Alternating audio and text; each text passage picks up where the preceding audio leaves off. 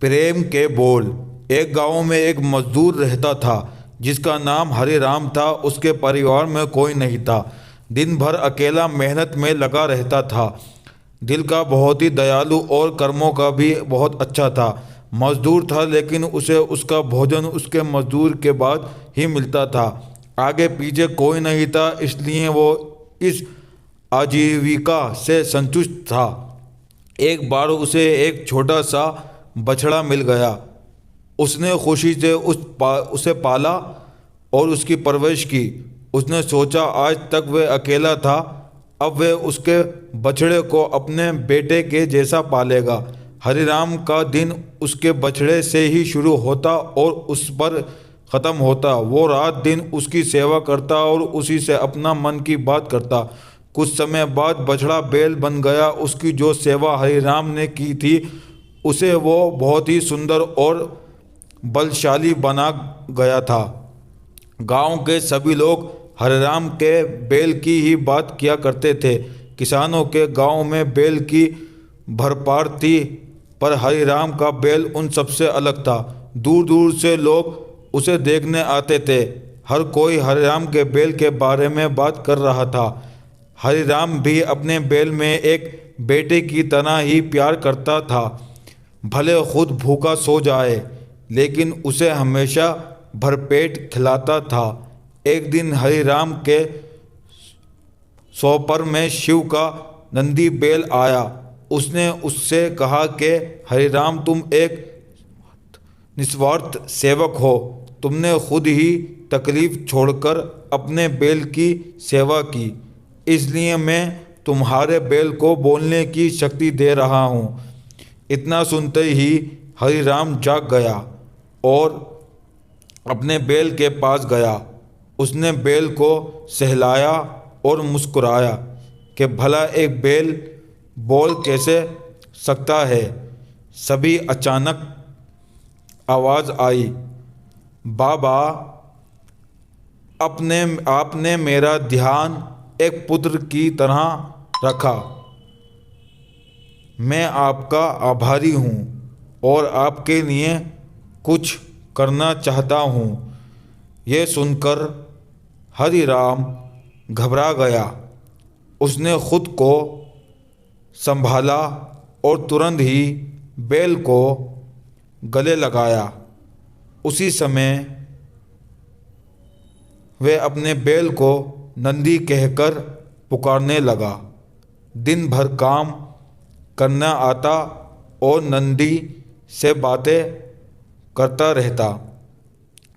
तो दोस्तों, ये कहानी बहुत ही अच्छी और फेमस है।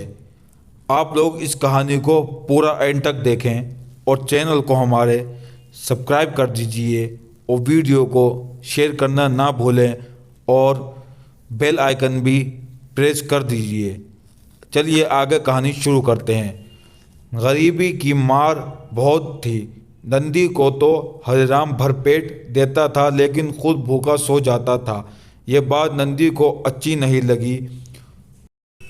उसने हरिराम से कहा कि वो नगर के सेठ के पास जाए और शर्त रखे कि उसका बैल नंदी 100 गाड़ी खींच सकता है, और शर्त के रूप में सेठ ने 1000 मोहरे ले लेना। हरिराम ने कहा, नंदी, तू पागल हो गया है, भूल गया कोई बैल इतना भार वहन कर भी सकता है। मैं अपने जीवन में खुश हूँ, मुझे ये नहीं करना। लेकिन नंदी के बार बार आग्रह करने पर हरिराम को उसकी बात माननी पड़ी। तो दोस्तों, वो अपने बैल से प्रेम ही इतना करता था। देखिए, एक इंसान और जानवर के बीच में प्रेम कितना है। तो आगे शुरू करते हैं।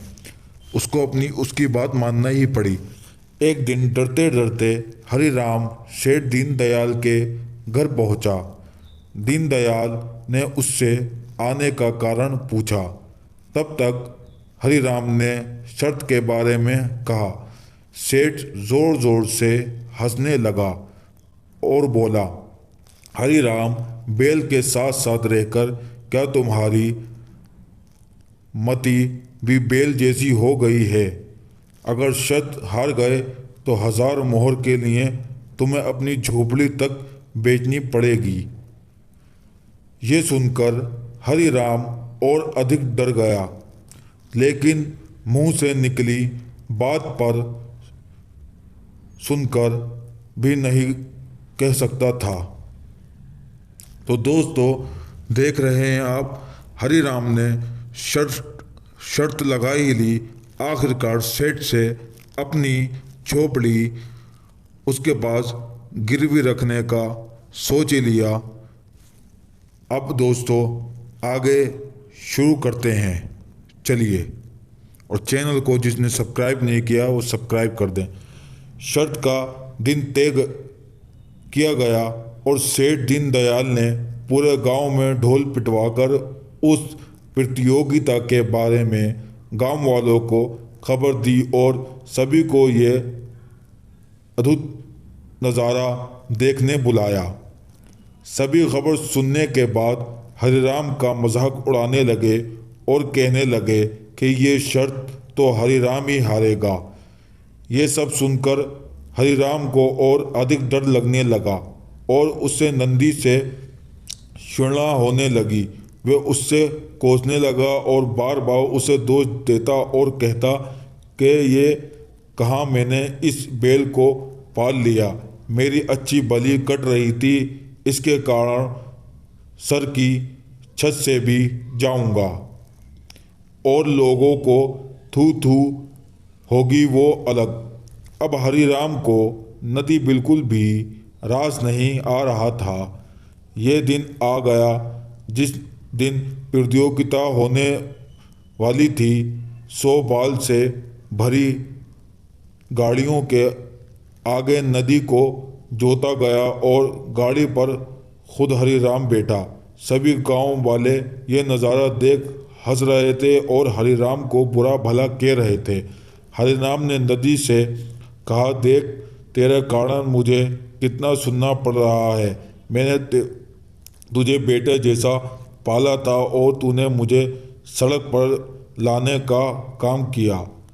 हरिराम के ऐसा शब्दों के कारण नदी को गुस्सा आ गया और उसने ठान ली कि वो एक कदम भी आगे नहीं बढ़ाएगा। और इस तरह हरिराम शर्त हार गया। सभी ने उसका मजाक उड़ाया और उससे अपनी झोपड़ी सेठ को देनी पड़ी। तो दोस्तों आखिरकार हरिराम शर्त हार गया। बैल ने आगे कदम नहीं बढ़ाए, इस वजह से हरिराम को हारना पड़ा। कहानी अभी यहीं ख़त्म नहीं हुई है, अभी बाकी है।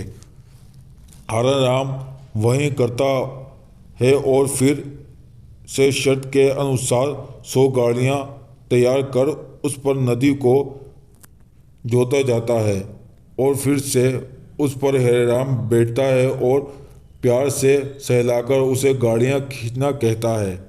तो दोस्तों देख रहे हैं, अब प्यार से बोलता है तो प्यार की भाषा हर कोई समझता है। तो चलिए शुरू करते हैं। और इस बार नदी ये कर दिखाता है जिसे देखकर स्तब्ध रह जाते हैं और हरिराम शर्त जीत जाता है। सेठ दीनदयाल उसे उसकी झोपड़ी और 1000 मोहरे देता है। तो आखिरकार उसके बैल ने उसको सब कुछ वापस दिला ही दिया। प्रेम की भाषा हर कोई सुनता है, इंसान हो या जानवर। कहानी की शिक्षा, प्रेम के बोल। कहानी से यही शिक्षा मिलती है कि जीवन में प्रेम से ही किसी को जीता जा सकता है। कहते हैं प्रेम के सामने ईश्वर भी झुक जाता है, इसलिए सभी को प्रेम के बोल बोलना चाहिए। तो धन्यवाद दोस्तों। कहानी कैसी लगी आपको? अच्छी लगी हो तो कमेंट ज़रूर करें और चैनल को शेयर करें।